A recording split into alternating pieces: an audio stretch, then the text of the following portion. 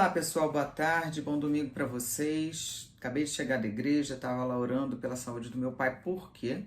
Porque meu pai voltou a ficar mal lá no presídio onde ele se encontra, em Bangu 8.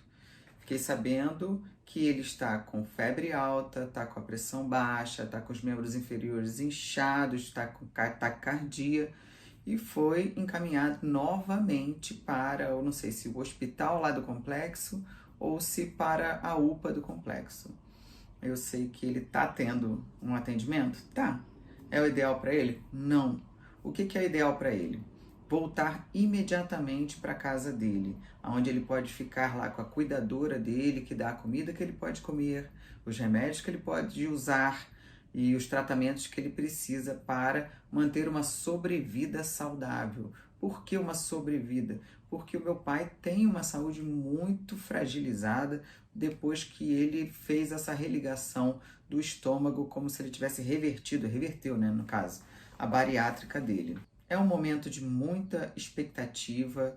Para nós que somos familiares dele, é um momento muito crítico, porque a gente fica preocupada com ele, sabe? A gente sabe que quando ele tem esses picos alto, baixo, vai e volta, e no posto lá de saúde não tem os antibióticos que podem debelar essa infecção, não tem os tratamentos que ele precisa de fato para manter a saúde dele nos níveis ideais.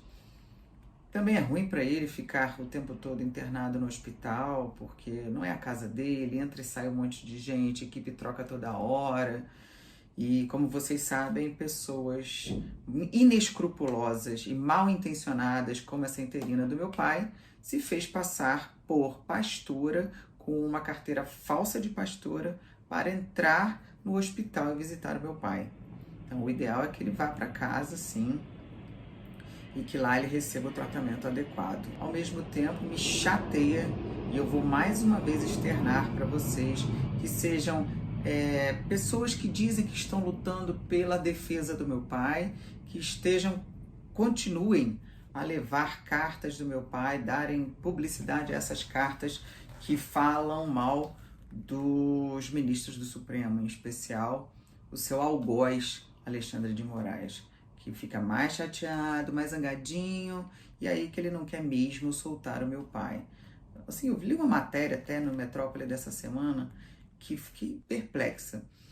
O Alexandre de Moraes dizia, ou parecia que era ele que dizia, que foram boas as prisões que ele fez e que continua fazendo, porque diminuíram os ataques à instituição Suprema. Acho que o Alexandre de Moraes, mais uma vez, tenta tampar o sol com a peneira numa narrativa fantasiosa que não condiz com a realidade. Os ataques são apenas críticas aos membros que hoje compõem essa Corte Constitucional, que graças a Deus também são pessoas que vão um dia ser trocadas, que vão mudar, porque essa foi a pior composição da Corte Constitucional de toda a história do Supremo. Nunca se viram tantos advogados lobistas serem indicados para ministros, cumprindo o papel de defensores dos grupos que os colocaram lá. Esse ativismo judicial que só serve para defenestrar os inimigos do judiciário, invadindo a competência do legislativo, invadindo a competência do executivo, para depois instalar no Brasil uma juristocracia, ou seja, um governo dominado pelo judiciário, pelos juízes, pelos promotores. Isso é um Estado policialesco, que só serve para que as pessoas, os cidadãos, sejam vigiados e punidos o tempo todo pelo judiciário. Como eu queria Montesquieu, quando fez a tripartição de poderes, que deviam ser harmônicos e complementares entre si, e que um fizesse o controle constitucional do outro, com aqueles freios e contrapesos. Isso não está acontecendo no Brasil. A gente vê que temos um judiciário hoje hipertrofiado. Já teve tempo que foi o executivo que era hipertrofiado, agora é o judiciário que está hipertrofiado.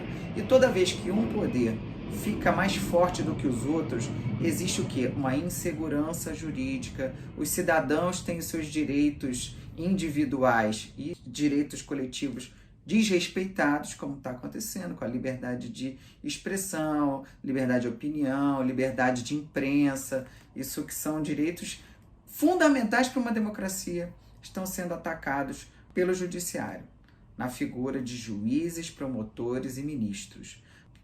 Com isso, encerro o meu vídeo de hoje, rogando a Deus e pedindo a vocês as orações para que a saúde do meu pai melhore e que ele vá o mais rápido possível para casa. Nem que para isso a gente tenha que pedir em favor dos ministros do Supremo, em especial do Alexandre de Moraes, para que Deus toque no seu coração e que ele possa, ouvindo a voz do Senhor, mandar o meu pai para casa enquanto há tempo.